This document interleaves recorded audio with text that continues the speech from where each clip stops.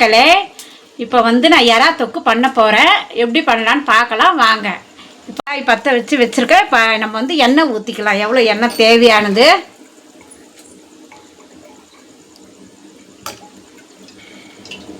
போதும். இந்த எண்ணெய் போதும். காயிட்ட எண்ணெய் கொஞ்சம் பாருங்க. இப்போ வெங்காயம் 3, தக்காளி 3 அரிஞ்சு வச்சுருக்கேன் எறா தொக்குக்கு.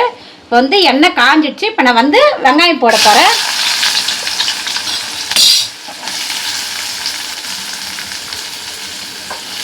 நல்லா வெங்காயம் நல்லா வதங்கட்டும். இப்போ தான் போட்டிருக்கேன். நல்லா ப்ரௌனாக கலர் மாறட்டும். அதுக்கப்புறமா நம்ம இஞ்சி பேஸ்ட்டு போடும்போது நான் உங்களுக்கு காட்டுற வீடியோவில் நீங்கள் பாருங்கள்.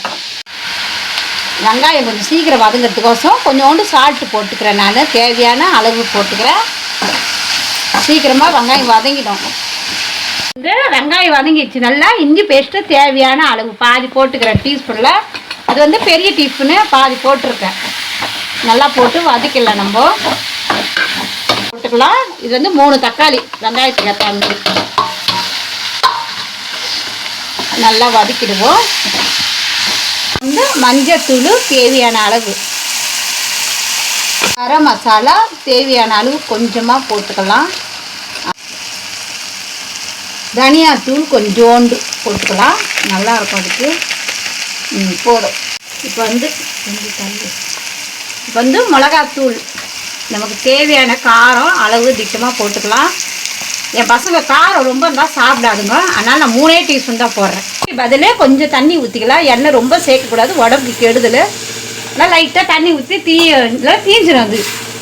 இப்போ பாருங்கள், கொஞ்சம் தண்ணி ஊற்றி நல்லா வரும். தீயாமல் இருக்கும், அடி பிடிக்காது நமக்கு. மெயின் அது இறால கொஞ்சம் நரம்பு இருந்தது, கருப்பாக இருக்கும் அந்த நரம்பை நான் எடுத்துட்டேன், கழுவிட்டேன். இப்போ தான் போட்டேன் நான். இப்போ பாருங்கள், நல்லா போட்டுட்டேன். நல்லா வதக்குங்க. இந்தமாரி வதக்கி தண்ணி எடுத்தோடனே ஊற்றாதீங்க. கொஞ்ச நேரம் அப்படி மூடி வச்சுருங்க. இறா கொஞ்சம் நல்லா வதங்கட்டும். அதுக்கப்புறம் நம்ம 1/2 டம்ளர் தண்ணி ஊற்றிக்கலாம். இப்போ அது கூட நான் கேசரி பவுட்ரு சிட்டிகை போட போகிறேன். நான் மக்களே, இறா தொக்கு ரெடி. இப்போ கொத்தமல்லி போட்டு நம்ம இறக்கிடலாம். அவ்வளோதான்.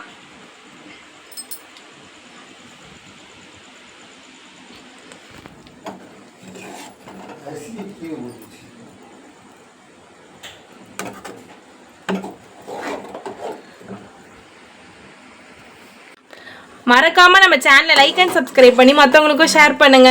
நெக்ஸ்ட் வீடியோல பார்க்கலாம். பாய்.